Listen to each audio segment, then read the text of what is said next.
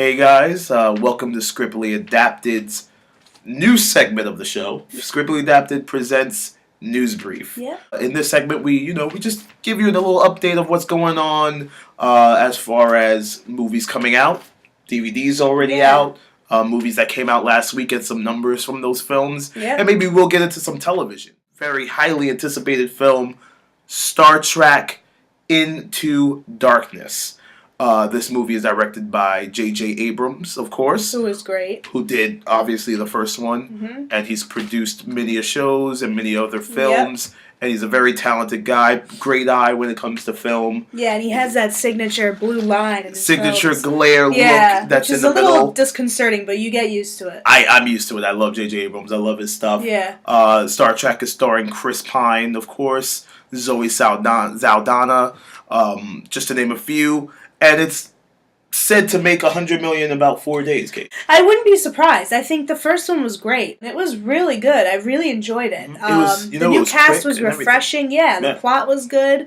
I thought it was really good. So I'm intrigued, and I can't wait to finish. And like you said, the cast is refreshing. Yeah. All fresh, semi-fresh faces, but they've done some other work, but it's not like an A-list cast. It's not an A-list cast at all. What's really driving it is the effects. Yeah. Not so much the story, not to me, but not so much the story, but the effects and how JJ is able to take the film and just continue with the story without any bump, like without any slow parts to it. It just moves. It just moves. Yeah. And that's one of the reviews I read about, is that the movie moves. Right. And the action moves, and you're just going to be, you're going to be just amazed by what you see from the film. Last 2 weeks ago, you went to go see Iron Man 3, which is another action-packed movie. I'm a really bad film critic in this sense. I haven't seen any of them. Sorry, guys. But I guess my credibility went right out the window. Robert Downey Jr. apparently got paid, I think, $50 million just for this role in Iron Man 3, not to count the other two that he did. And they were saying something about another Iron Man being done, and no one can ever imagine anybody playing Iron Man except for Robert Downey Jr. Yeah, Robert's the only one that can pull off that role. Yeah. I wouldn't be surprised if they did another Iron Man film. I mean, they've done incredibly well. Yeah. Made plenty of money, and even got some of these directors like Shane Black, who did this one, who did Kiss Kiss Bang Bang, and you definitely get a lot of Shane Black's style as far as him focusing on the person. Yeah. He focuses more on that character's personality and their, just who they are. Right. And in that film, you get a lot of that, and it definitely puts Shane Black on the map.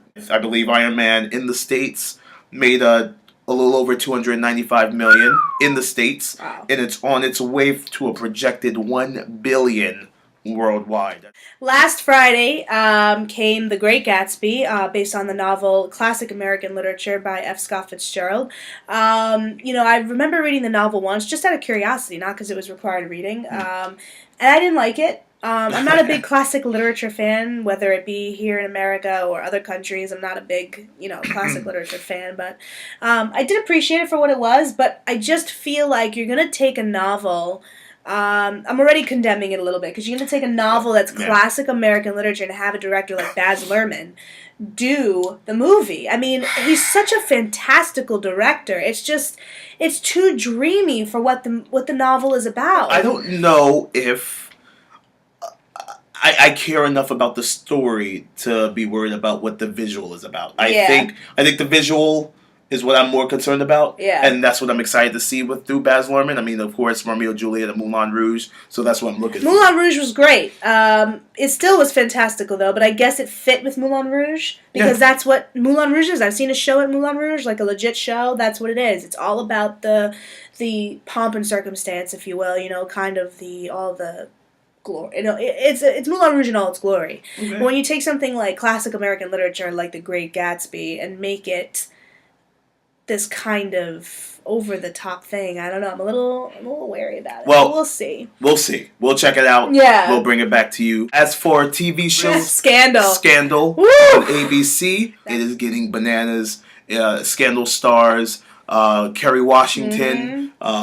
Who's the guy you like? Tony Goldwyn. Tony Goldwyn from Ghost. I mean, if Ghost, any of you have seen Ghost, he's God great. knows where he's been since Ghost, but now he's got a legit job. Yeah, exactly. And he's on television again. Scandal's one of our favorites that we like to check out. And you know what? Also, ABC.com features all their episodes. I don't know if you can find season 1 there. I'm sure you can in the archives, but they feature all their episodes for free to catch up. And I suggest you guys do that because you don't know what you're missing out on. Shonda Rhimes' classic $1 million listing on Bravo. Great show. Really good show, Great guys. show. Listen, coming from it's a good show. It's about real estate. There's some It is a little drama reality. in it. It is a reality TV show, but I have to tell you, A, you learn a lot, and B, it's just so cool to get an inside depth into who these guys are and how they got involved in this industry. I mean, Damn it's it, a guys! really good I'm show. interested in the real estate and to see what they're selling in Manhattan for how much these apartments actually. Oh yeah, well, that's our news brief. We wanted That to kind of is- give you a different taste. That is Scribbly Adapted's first ever media brief. news brief. Take care, guys. See you next time, guys. Bye.